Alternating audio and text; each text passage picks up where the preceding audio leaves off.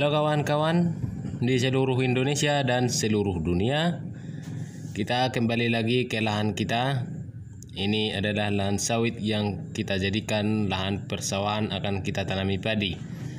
Kawan-kawan bisa lihat, ini rumputnya sudah mati. Ini sudah kita lakukan penyemprotan herbisida 2 hari yang lalu. Jadi hari ini hari ketiga setelah kita lakukan penyemprotan. Tapi kemarin karena cuaca mendung, kita tidak sempat melakukan penyemprotan sampai selesai. Dan inilah bibit kita yang kita pindahkan kemarin, yang sudah kita upload di video kita sebelumnya. Kawan-kawan yang belum melihat, boleh dilihat. Ini kita pindahkan menjadi 3 tempat. Di bagian ujung awal, kemudian di tengah, kemudian di bagian ujung akhir, supaya nanti pada saat menanam penyerakan bibit supaya lebih gampang. Dan ini bibitnya sudah usia 3 minggu. Dan waktunya kita akan melakukan penanaman. Dan kita menunggu hujan tidak turun-turun, dan ini lahannya sudah kering, tetapi ini akan tetap kita tanami. Dan satu tempat lagi, bibitnya ada di ujung, kita akan lihat.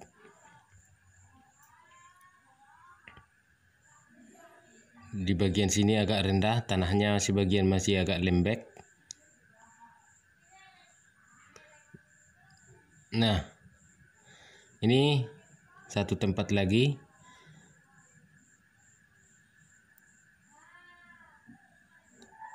Ini pertumbuhannya, bibitnya bagus. Dan kawan-kawan, inilah yang kemarin tidak sempat kita lanjutkan, kita semprot. Dan ini kita lakukan penyemprotan herbisida baru kemarin. Sudah nampak mulai menguning. Dan ini besok akan kita tanami. Dengan kondisi lahan seperti ini, bibit kita yang ini besok akan kita tanam. Ini adalah bibit renap. Kalau tempat saya ini namanya renap.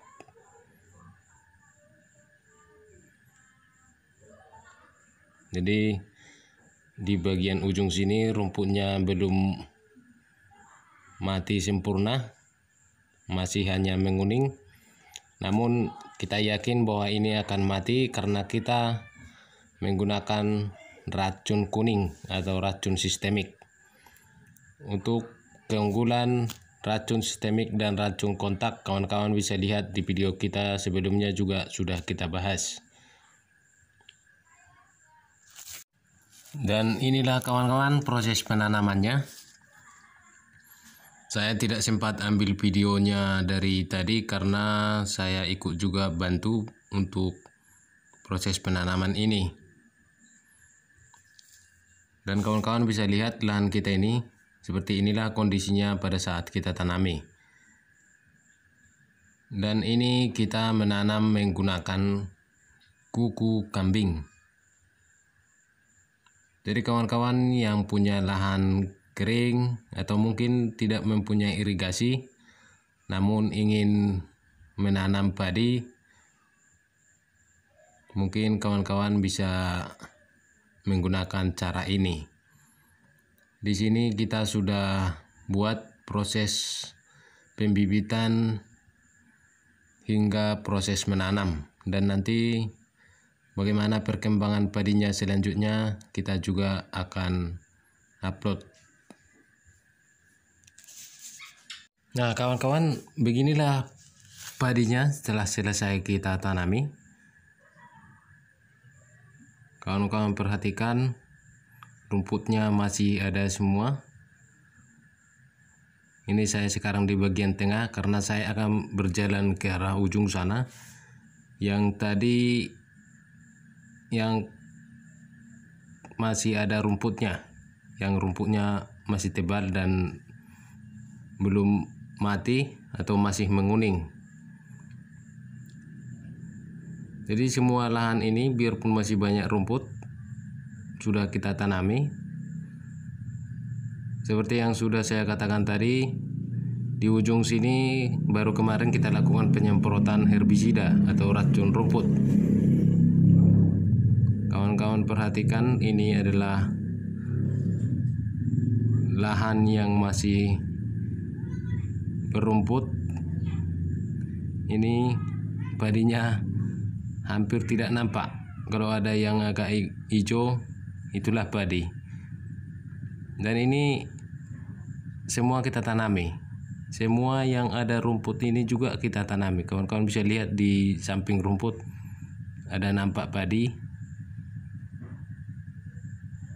Nah, ketika nanti padinya tumbuh, maka rumputnya mati dan kita bisa lihat yang nampak di atas hanya padi. Yang penting penyemprotannya harus merata, jangan sampai ada yang tertinggal, supaya saat penanaman hanya padinya yang tumbuh, jadi rumputnya mati.